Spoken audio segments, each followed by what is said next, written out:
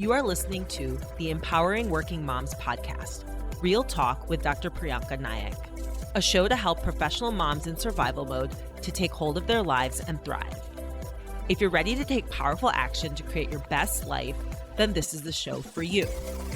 I'm your host, Dr. Priyanka Nayak, board-certified internal medicine physician and certified life coach. Now let's get to it and dive in.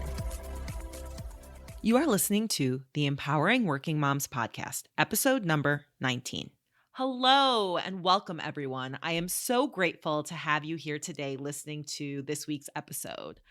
I want to talk a little bit about cultivating patience because this is truly a part of inner peace and a better life, regardless of your circumstances, regardless of how hard your life might seem. It is definitely a part of my proven process, which helps professional moms like doctors, lawyers, women in finance, high-power careers, women who are really doing jobs that were traditionally male-dominated for so long. But we are coming up and showing how great we are in all of these different fields. So yes, professional moms with the seemingly perfect life who are silently suffering on the inside while, everything seems great, to know that they are not alone and that they can reclaim their confidence and power to truly have the life they want, even if that feels impossible.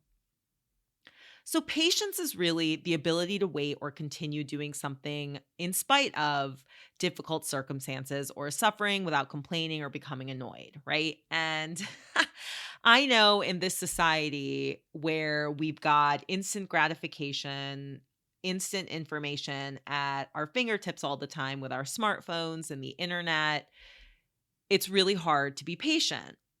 I also was raised to produce results, which is awesome. And it also has its drawbacks, which I'm going to get into. I am a results-oriented person and not wasting time, being efficient. Those things are huge for me. So what this means is I have never really been a patient person.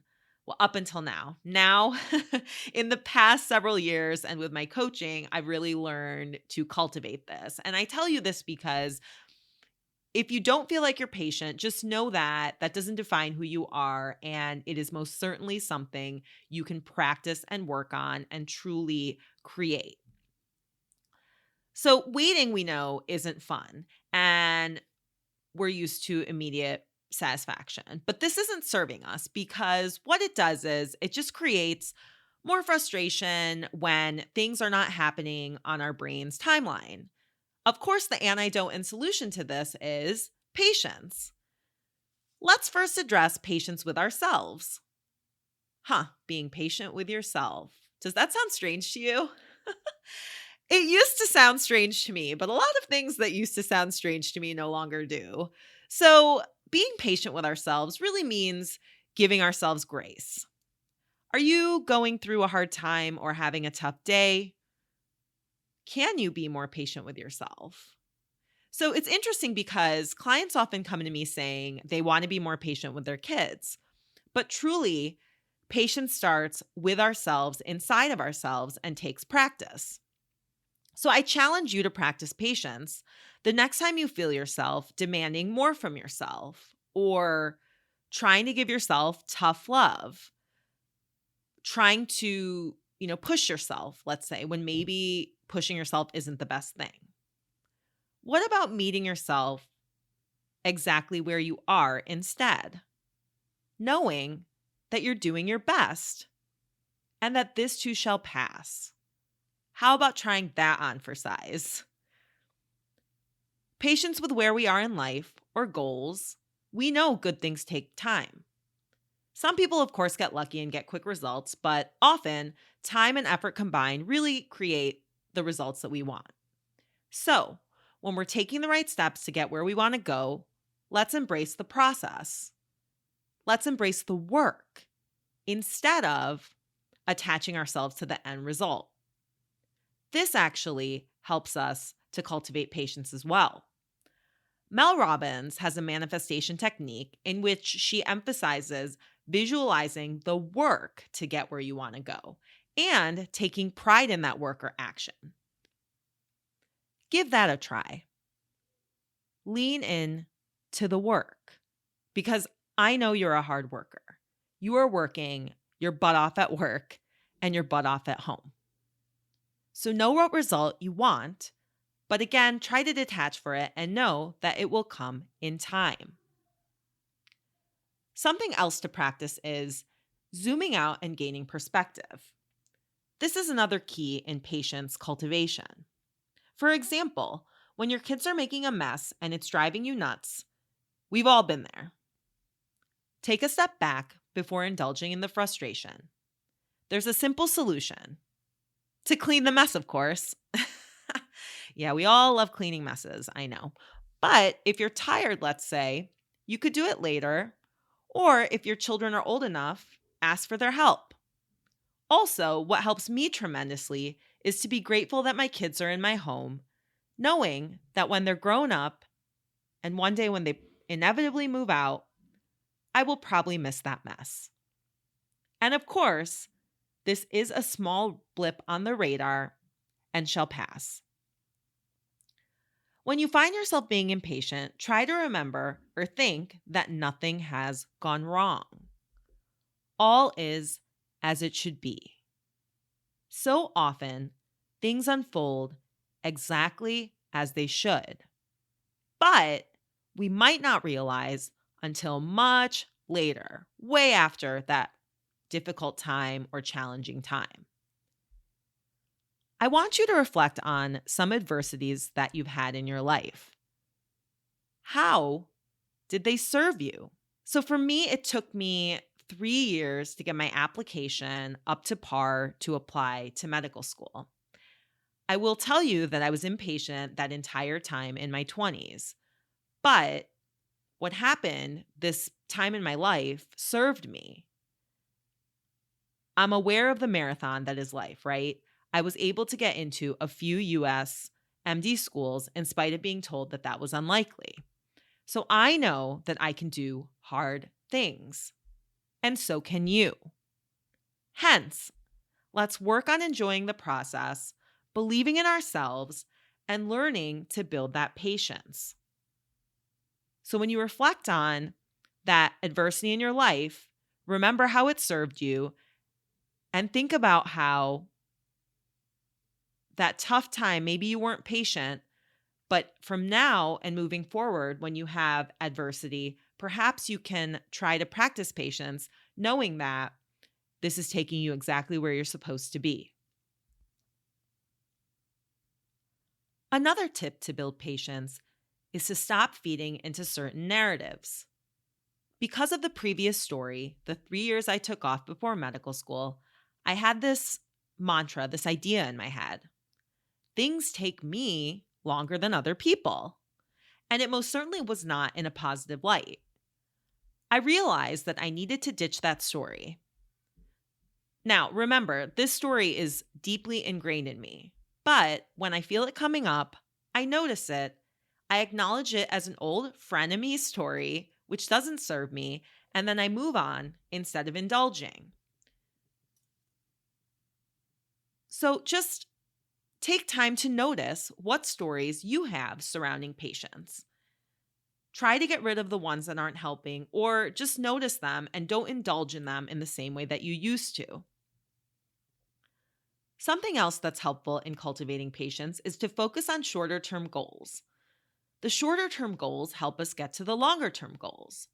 For example, if you want to lose 20 pounds, that's not going to happen healthily in 1 month. But what you can do is you could, let's say, increase the time that you're spending working out and decrease the carbs you're taking in or more mindfully eat on a day-to-day basis. And over time, you will see the effects. But instead of focusing on the end goal and the result, you can really just focus on, and of course, the next step in that would be to take pride in. So focus on and take pride in eating more healthfully and working out more. To the doctors listening out there, we have all had a long road of education and training. So we understand delayed gratification. Remember this and keep this in mind. You can use this ability to truly cultivate your patience. Finally, my last tip, which I return to often and throughout my day, is cultivating patience moment to moment via mind-body awareness. Remember, there is a body. And I make this statement because so many of us forget that we have a body. It's just something we take for granted. But when you say to yourself, there is a body, you can acknowledge that you're in your body, take yourself out of your head a little bit, feel your feet on the floor, your contact with the chair if you're sitting, or just your feet on the floor if you're standing, the weight of gravity. Feel the stability of the earth beneath you. It is so stabilizing and it can really bring you peace. Breathe. Focus on your breath and the rhythm of your breath. Notice it in your chest or your belly. And this has truly helped me to be mindful and patient. I have used this technique in line at the grocery store, which prior to my mindfulness practice really used to agitate me. And I used to sit there and try and pick the shortest line. And then this line, that I picked that was supposed to be the shortest ends up taking longer than it should. And that would add another layer to frustration. And now I just get into whatever line. And if I'm feeling that I need to cultivate patience, I practice this. So if that doesn't resonate for you or doesn't work for you, another mindful activity is just noticing whatever you're doing. If you're writing, notice that you're writing. If you're typing, notice your fingers on the keyboard. Try practicing one task at a time. Multitasking isn't helpful in cultivating patience. It isn't helpful in cultivating peace. When you're showering, you could notice the water falling on your face. Feel your feet on the ground there as well, and just notice. Notice your hands on the wheel while you're driving. Notice the surroundings when you're driving, the trees, whatever you might see. Focusing, creating peace, being present, these things create more space and more patience. Instead of constantly needing to be filled with stimuli, which is the antithesis of patience. Pick a few instances in your life day to day that elicit patience regularly. This could be traffic, similar to me maybe waiting in the grocery store line, or anything else. And decide to practice a few of the methods that I've discussed today and see how it goes. You too can cultivate patience. It just needs to be practiced. You need to decide that's something you want to do, and it will happen over time. Remember that you're not stuck in who you are, and you can always transform as long as you want to. If you want to dive deeper into this work, I have 4 spots opening up for private clients.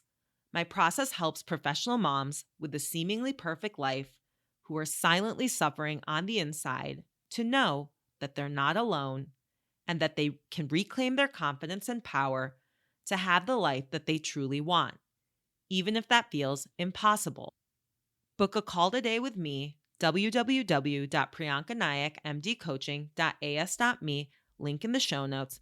Thanks for tuning in, and I'll talk to you next week. Thank you for listening to this episode of the Empowering Working Moms podcast, Real Talk with Dr. Priyanka Nayak. If you are ready to get unstuck and out of survival mode to live your best life, I want to invite you to book a free 30-minute consultation call with me. To get started, visit priyankanayakmdcoaching.as.me. Link in the show notes.